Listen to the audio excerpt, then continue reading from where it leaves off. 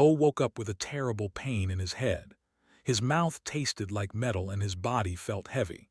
For a moment, he thought he was still in his small room on the ship. But when he opened his eyes, he saw a red sky filled with strange clouds. He was lying on black rocks, sharp black rocks that cut into his back. The air smelled like burning metal and rotten eggs.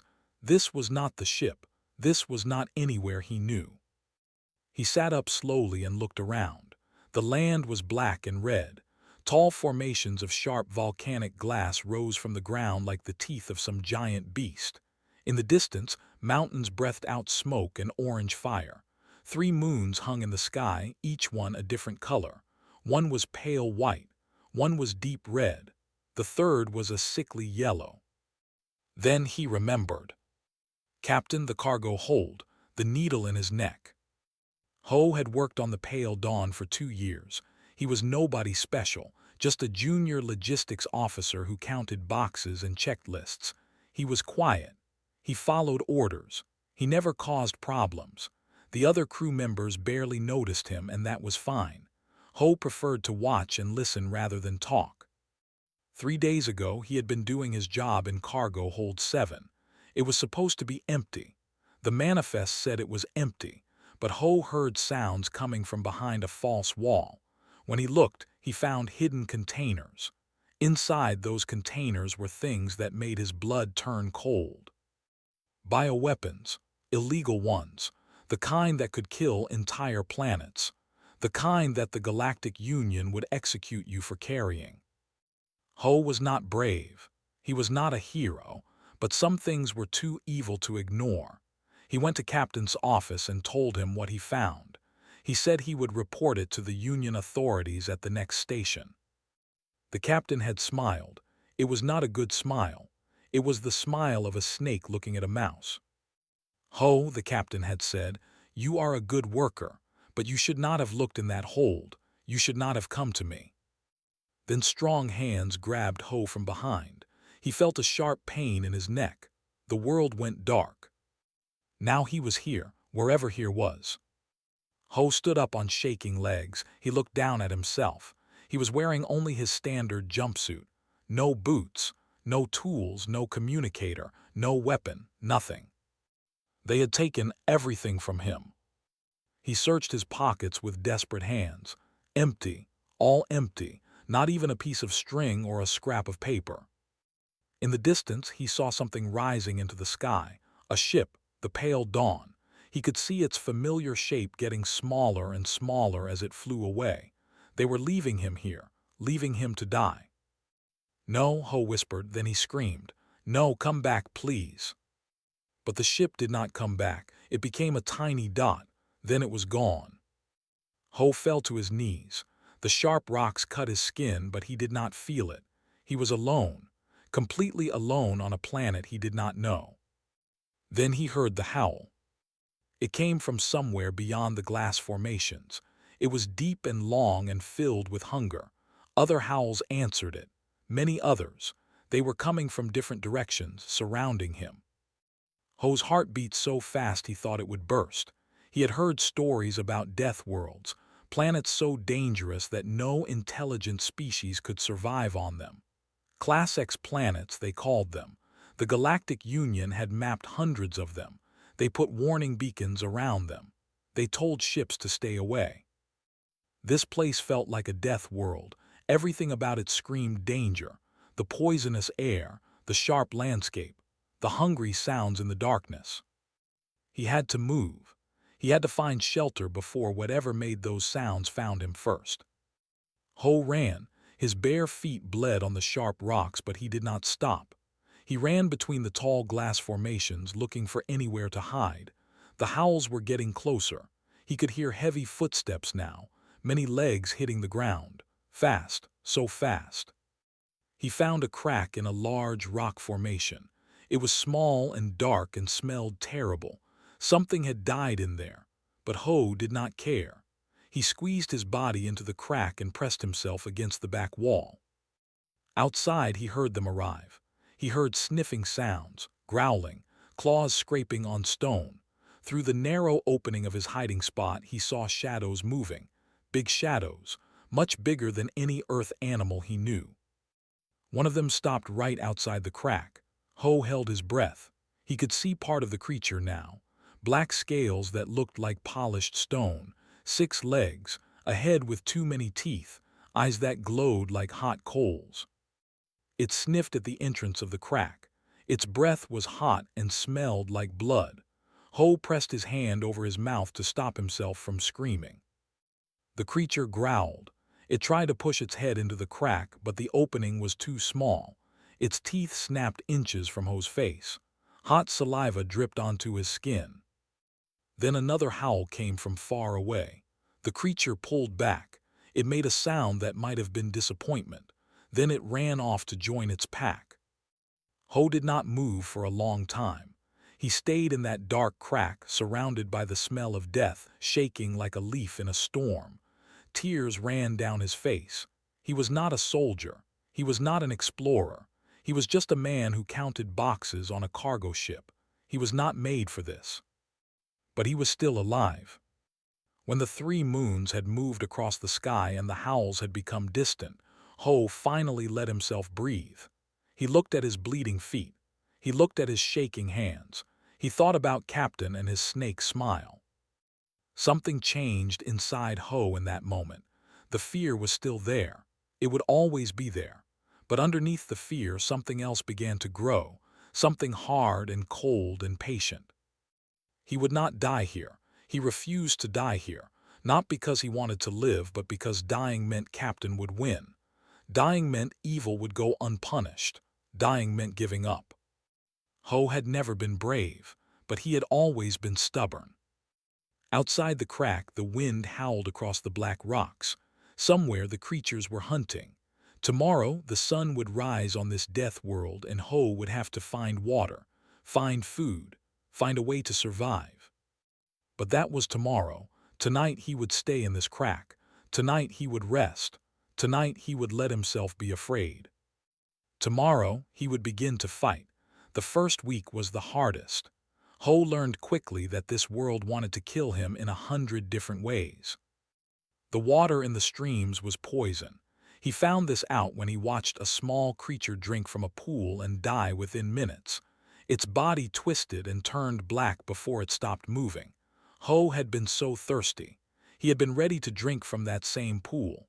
Now he knew better. He learned to find water in the thick plants that grew in the shadows of the glass formations. Their stems held clean water inside. It tasted bad, but it did not kill him. That was enough. Food was harder. Most things on this planet were either poisonous or wanted to eat him, but Ho watched. He watched what the small creatures ate. He watched what they avoided. Slowly, he learned which roots were safe, which insects could fill his stomach without making him sick. He lost weight. His jumpsuit hung loose on his body. His ribs began to show, but he was alive. The creatures with 6 legs and black scales were everywhere. Ho learned to call them by a name he made up in his mind. He did not know why he chose that name. It just felt right. They were the apex predators of this world. Nothing hunted them. They hunted everything else. Ho learned their patterns. They hunted at night when the 3 moons were high. They slept during the hottest part of the day when the sun turned the black rocks into burning metal. They moved in packs of 8 to 12. They communicated with growls and howls and movements of their long tails. He learned to avoid them. He learned to hide when he heard their sounds. He learned to move during the times they rested. But one of them would not leave him alone. It was smaller than the others. A juvenile, Ho realized, not yet fully grown. Its scales were not completely black yet. They had patches of dark gray. Its movements were clumsy compared to the adults. It made mistakes when it hunted. And it was following him. At first, Ho was terrified. He thought it was hunting him. He ran, he hid. But the young creature always found him again. It would sit at a distance and watch him with its glowing eyes. It never attacked. It just watched. After 3 weeks, Ho began to understand. The young was not hunting him. It was curious about him. He was something it had never seen before. A strange, soft, two-legged thing that somehow kept surviving. Ho named it. The word meant sword in his language. He named it this because of the sharp ridge of scales that ran down its back, shaped like a blade. One morning Ho found lying in a small canyon. The young predator was not moving much. Its breathing was fast and shallow. Something was wrong. Ho should have walked away. Every survival instinct told him to leave. This was a predator. If it died, that was one less thing trying to kill him. Getting close to it was stupid, dangerous, foolish. But Ho did not walk away. He moved closer, slowly and carefully, watched him but did not growl, did not snap. It was too weak to fight. Ho saw the problem. A deep wound on its front leg. It was infected. The flesh around it was swollen and turning green. Yellow pus leaked from the injury. The smell was terrible. Ho had no medicine, no tools, no training in treating wounds, but he had been watching this world for weeks. He had seen things, learned things. There was a type of moss that grew on the north side of the glass formations. Small creatures avoided it. Insects died when they landed on it. Ho had wondered why. Now he thought he understood. The moss was toxic to small things. Maybe it could kill the infection too.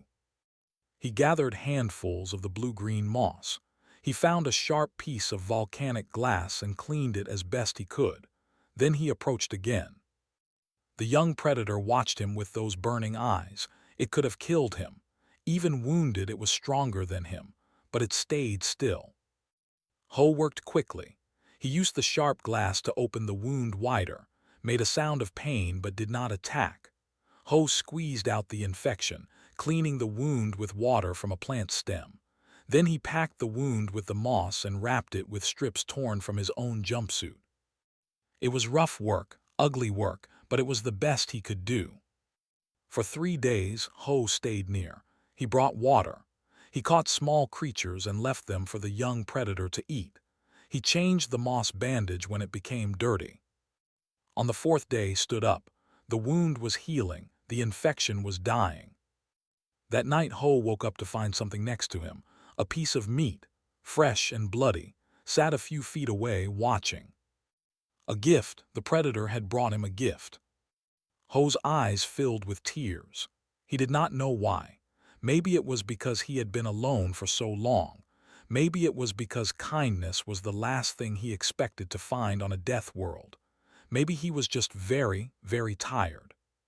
He cooked the meat over a small fire he had learned to make. It was the best thing he had ever tasted. After that, did not leave. The young predator stayed close to Ho. It walked with him during the safe hours. It lay near him when he slept. It growled warnings when danger approached. Ho was no longer alone. He began to notice others watching from a distance. Adults. They did not approach, but they did not attack either. They seemed confused by what they saw. A human and a juvenile predator traveling together. It was something that should not exist. One of the watchers was larger than the others. A female with scars across her face and authority in her movements. The pack leader's mother. She watched Ho with eyes that held intelligence. Not animal intelligence. Something deeper. Something that understood more than it should. Ho did not know what she was thinking, but he knew she was deciding something, judging him, measuring him against some standard he did not understand. He stood tall when she watched. He showed no fear, even though fear lived in his heart. He had learned that much about predators. They respected strength. They despised weakness. The female watched for a long time. Then she turned and disappeared into the shadows of the glass formations. Ho let out a breath he did not know he was holding. Pressed against his leg, a gesture of comfort, of friendship, of something that went beyond the boundary between species. 2 months ago, Ho had been a nobody who counted boxes on a ship. Now he was a survivor on a death world, standing beside a predator that the galaxy feared. He did not know what tomorrow would bring, but for the first time since waking up on this planet, he felt something that surprised him. He felt hope, 3 months passed on the Death World. Ho was no longer the same man who had been dumped on those black rocks. His body had changed. The soft flesh of a man who worked indoors was gone. Now he was lean and hard, his muscles built from climbing and running and fighting to survive. Scars covered his arms and legs. His skin had darkened under the harsh sun. His eyes had changed too. They had adapted to the bright light and the dark shadows. They saw things they never could have seen before. But the biggest change was in how he moved. He no longer walked like a human. He moved like a predator, silent, careful, always watching, always ready. The pack had accepted him. It did not happen all at once. It happened slowly over many weeks. The female leader, the one Ho called in his mind, had tested him many times. She sent him away with growls and snapping teeth. He came back. She ignored his offerings of food. He kept bringing them. She challenged him with her body language, demanding he submit. He did, but he never showed fear. Slowly her hostility became tolerance. Tolerance became acceptance. And one day, when Ho woke up in the morning, he found the entire pack sleeping around him. He was inside their circle. He was one of them. Ho learned things about them that no one in the galaxy knew. They were not just animals. They were people. They had language, not words like humans used, but a complex system of sounds and movements that carried meaning.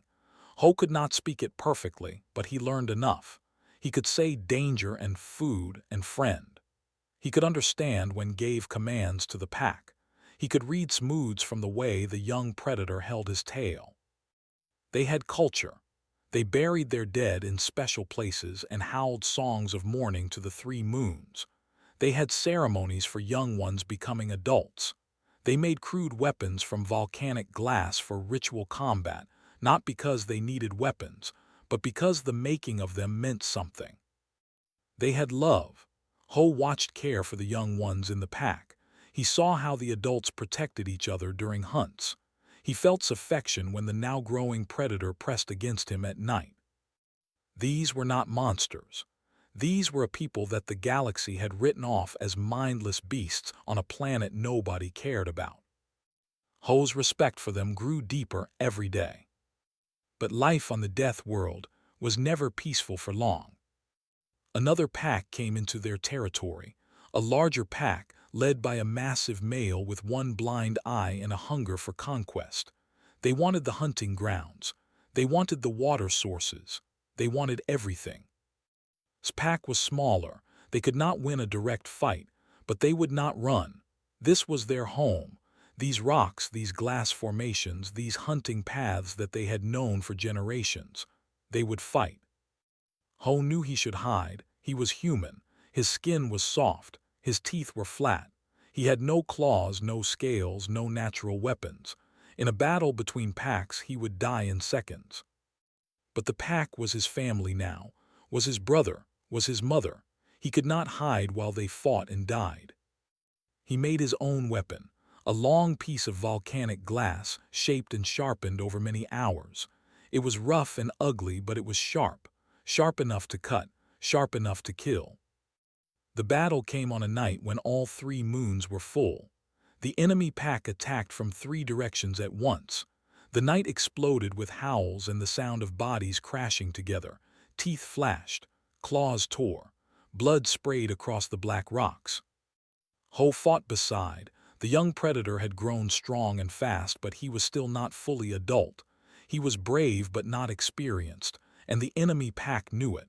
They targeted him. They tried to bring him down. Ho would not allow it. He moved between and his attackers. He used his volcanic glass blade. He stabbed and slashed at any enemy that came close. He screamed like a wild thing, all his fear turning into rage. The enemy did not know what to do with him. They had never seen anything like a human before. His strange fighting style confused them. His refusal to die frustrated them. Then the leader of the enemy pack came for himself. The massive one-eyed male, twice the size of any other. He charged with killing intent, his jaws open wide. Ho did not think, he simply moved. He threw himself between the enemy leader and the massive jaws closed on his shoulder instead of throat. Pain exploded through Ho's body.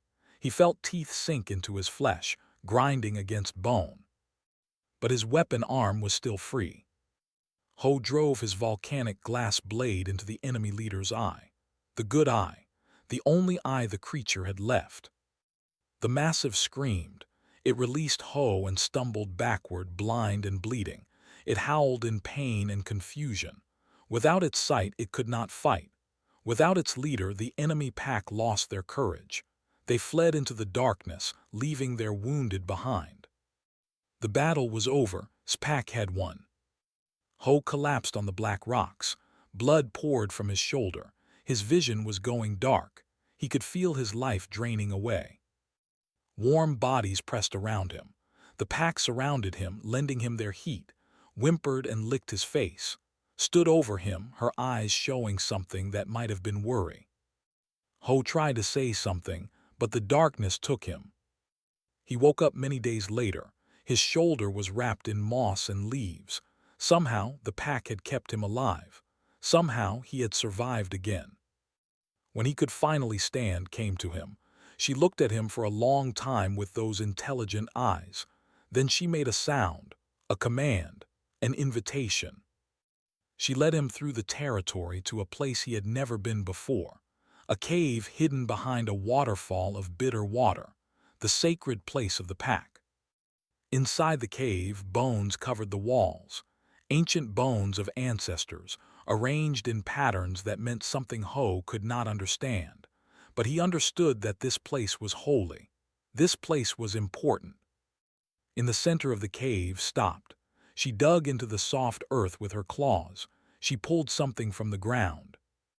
A blade, not volcanic glass, but something else. Something that gleamed with inner light. A crystal weapon formed from the fang of some great from long ago. It was beautiful. It was perfect. Pushed it toward Ho with her nose.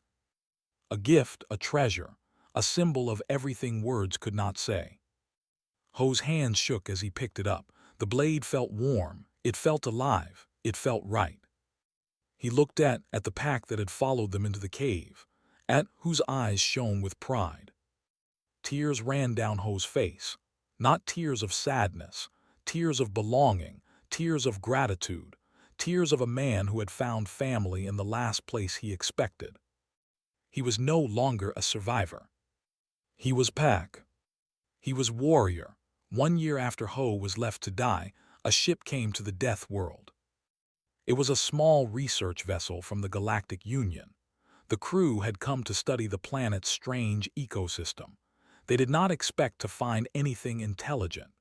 The record said no sapient species had ever survived more than 72 hours on this world. Noah was the lead scientist on the mission. She was a who had spent her life studying dangerous planets, but even she felt fear when she looked at the landscape of Seven through the ship's windows.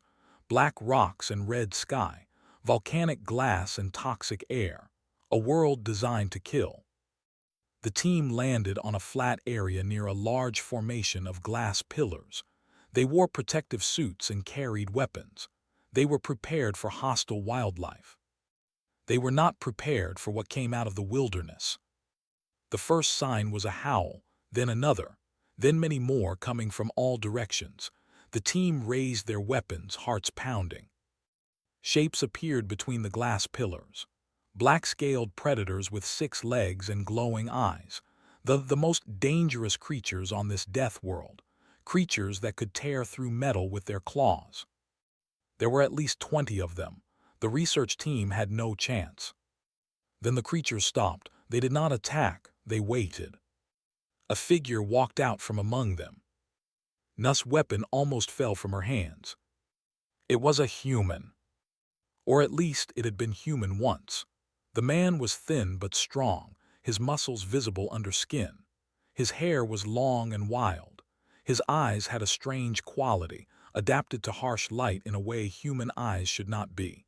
He wore pieces of animal hide and carried a blade that seemed to be made of crystal. He moved like the predators around him, silent and dangerous. When he walked, the creatures made space for him.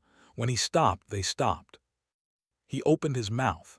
At first, only strange sounds came out, growls and clicks that matched the sounds the predators made. Then slowly, with great difficulty, he spoke words. I am Ho. Na stepped forward. Her team warned her to stop, but she did not listen. She lowered her weapon and looked at the wild man.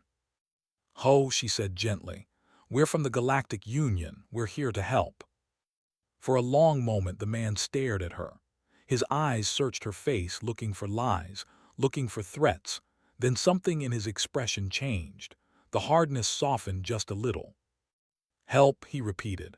The word seemed strange in his mouth, like he had forgotten what it meant. It took many hours to gain Ho's trust. No was patient. She spoke softly and made no sudden movements. She offered food and water. She did not try to separate him from his pack.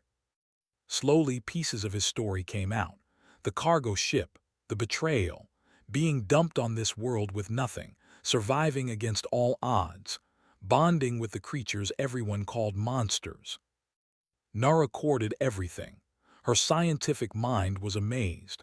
A human had not just survived on a Class X death world. He had thrived. He had been accepted by the planet's apex predators. This was impossible. This went against everything xenobiology understood about human limitations. But the proof was standing right in front of her. Convincing Ho to leave the planet was not easy. This world was his home now. The pack was his family. He did not want to abandon them. But Na told him about the Galactic Union. She told him that Captain was still out there, still commanding ships, still hurting people. The bioweapons had been delivered. The evil had continued. Something changed in Ho's eyes when he heard this. The softness disappeared. The predator came back. He spoke too in their shared language of sounds and gestures. The old female listened. She seemed to understand. When Ho finished, she pressed her head against his chest. A farewell, a blessing. Ho chose to bring with him. The young predator had grown fully adult now, larger and stronger than when they first met. Their bond was too deep to break. Where Ho went would follow. The research ship left the death world and flew to the nearest Union station, a place called Haven's Rest, where ships stopped to refuel and travelers rested between journeys. When Ho walked through the station with it at his side, chaos followed. People screamed and ran, security forces mobilized, weapons were pointed, commands were shouted. Growled and prepared to fight. Ho put a hand on the predator's head and spoke calming sounds, relaxed but stayed alert. Na ran ahead shouting explanations. Slowly the panic decreased. People still stared, people still whispered, but no one attacked. The news spread quickly. A human had survived 7. A man had been abandoned on a death world and came back with apex predators as his companions. The story traveled from station to station, planet to planet.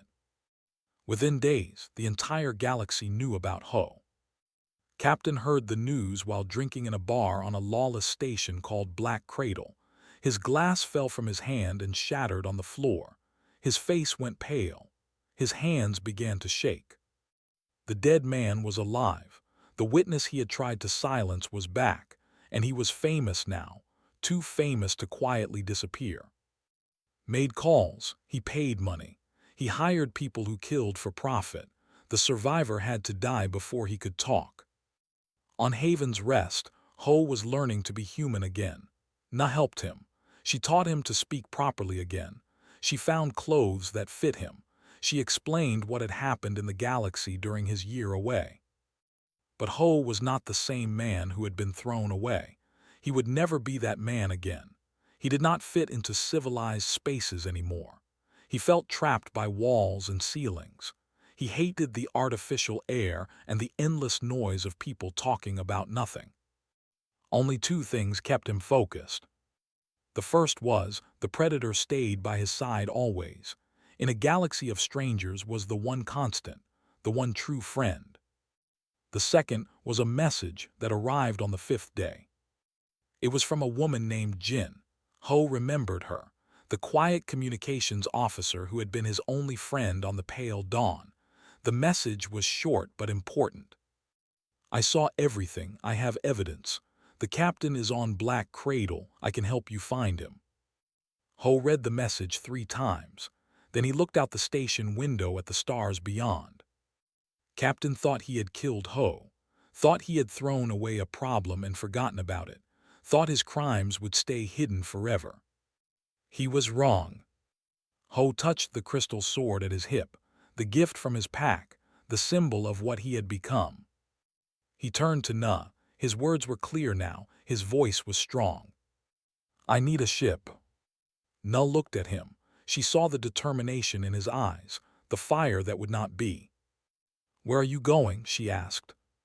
Ho smiled. It was not a friendly smile. It was the smile of a predator who had found his prey. Black Cradle was a station where laws did not exist. It floated in the dark space between systems, home to criminals and smugglers, and people who did not want to be found. The Galactic Union pretended it did not exist. The people who lived there preferred it that way. Captain had been hiding there for 3 days. He had paid good money for a secure room with multiple exits. He had hired 6 mercenaries to protect him. He had told himself he was safe. He was not safe. Ho's ship docked at Black Cradle's outer ring. The small vessel had been provided by Na, who had called in many favors to help him. She had wanted to come with him, but Ho had refused. This was his hunt, his justice. He would not put others at risk. He was not alone, though, walked beside him as he entered the station. The reaction was immediate. People in the corridor froze. Conversation stopped. Eyes went wide with terror at the sight of the massive predator with black scales and glowing eyes. Ho walked calmly through the chaos. His crystal sword hung at his hip. His body was relaxed but ready. He had spent a year learning to move among predators. Walking through a crowd of frightened criminals was nothing. Some people ran. Some pressed against the walls. A few reached for weapons but thought better of it when turned his glowing eyes toward them. Ho had a destination in mind, a bar in the station's lower levels where information could be bought. He needed to find exactly where was hiding. He never made it to the bar. A woman stepped out of a doorway and blocked his path. She was small and thin, with tired eyes and hands that would not stop moving. Ho, she said, it's me, Jin. Ho stopped. He studied her face. Yes, he remembered her now. The quiet one who worked communications, the one who had always been kind to him when others ignored him. Jin, he said. The name felt strange on his tongue, a sound from his old life. Her eyes were wet with tears. I thought you were dead. For a whole year I thought you were dead. She looked at him, at the scars and the changed body and the wild look in his eyes. What did they do to you? They tried to kill me, Ho said simply. They failed. Jin wiped her eyes and straightened her back. She pulled a small device from her pocket. I have everything, records of the bioweapon shipments, messages between and his buyers, evidence of what he did to you. She pressed the device into his hand. I've been collecting it for a year, waiting for you to come back, hoping you would come back. Ho looked at the device. Then he looked at Jin. This small woman had risked everything to gather proof of the captain's crimes. She had carried this burden alone for a year. Thank you, he said. The words were not enough, but they were all he had. Jin nodded. The captain is on level 7, room 714. He has guards, but I know you don't care about that. Ho smiled slightly. No, I don't. He moved toward the lifts that would take him to level 7, followed. Jin watched them go. Level 7 was where the rich criminals lived. The corridors were cleaner here. The doors were thicker. Security was. None of it mattered. Ho found room 714. 2 mercenaries stood outside the door, big men with big guns and confident expressions. They saw Ho coming and raised their weapons. They did not see coming from the side. The first mercenary went down before he could fire a shot.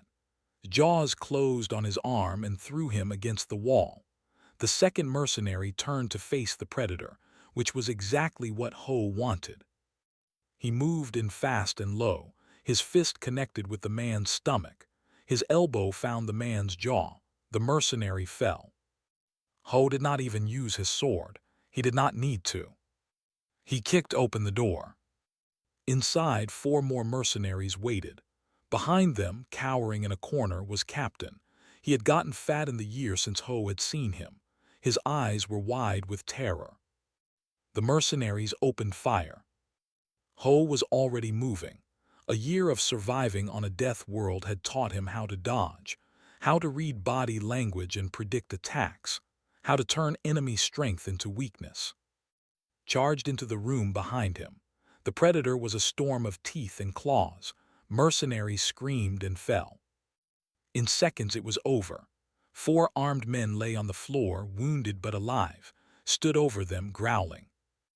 Ho walked toward the captain, scrambled backward until he hit the wall. He held up his hands.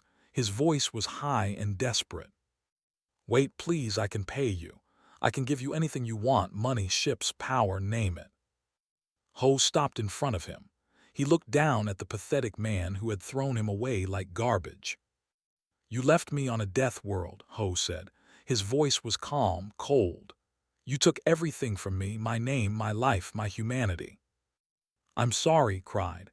"I'm so sorry. It was business, just business. Please don't kill me."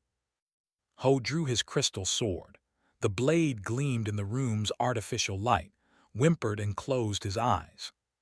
For a long moment Ho stood there, the sword in his hand, the power of life and death in his grip. He could end it now. One swing and the man who had destroyed his life would be gone. But that was not who Ho was. He had learned something on the death world, something important, and the pack had taught him that strength was not about killing. It was about knowing when not to kill. Ho lowered the sword. "I'm not going to murder you," he said. "That would make me like you." He held up the device Jin had given him. He pressed a button. On every screen in Black Cradle a broadcast began. Evidence of crimes, the bioweapons, the smuggling, the attempted murder, everything. The broadcast was not just local. Jin had set it up to transmit across the entire galaxy, every Union station, every news network, every planet. Captain's crimes were now known by everyone. "No," whispered, "no, no, no." A new sound came from outside. Ships arriving. Galactic Union ships responding to the broadcast. They had been waiting nearby, ready to move when the evidence was revealed. Ho stepped back as Union soldiers entered the room. They arrested Captain and the mercenaries. They secured the evidence. They did everything properly and legally. A Union commander approached Ho. The man looked nervous standing so close to. "How did you survive?" the commander asked. "7 is a Class X death world. No one survives there." Ho thought about the question. He thought about the year of suffering and learning and changing. He thought about, and the pack. He thought about what it meant to be human. "You left me with nothing," he finally said. "But I am human. We make something from nothing, we adapt, we endure, we never stop." The commander had no response to that. 3 weeks later, Ho returned to 7. But this time, he did not come as a prisoner or a survivor. He came as the official Galactic Union ambassador to the people. Na came with him to lead the research team. Jin came to help build communication systems. A small station was constructed in orbit, a place where humans could meet and learn from each other. When Ho's shuttle landed on the Black Rocks was waiting for him. The old female had known he would return. Somehow, she had always known. Ho walked to her and pressed his forehead against hers. A greeting, a promise, a homecoming. Bounded forward to reunite with his pack brothers and sisters. His happy howls echoed across the volcanic landscape. Ho stood on the death world that had nearly killed him and smiled. Captain had meant to destroy him.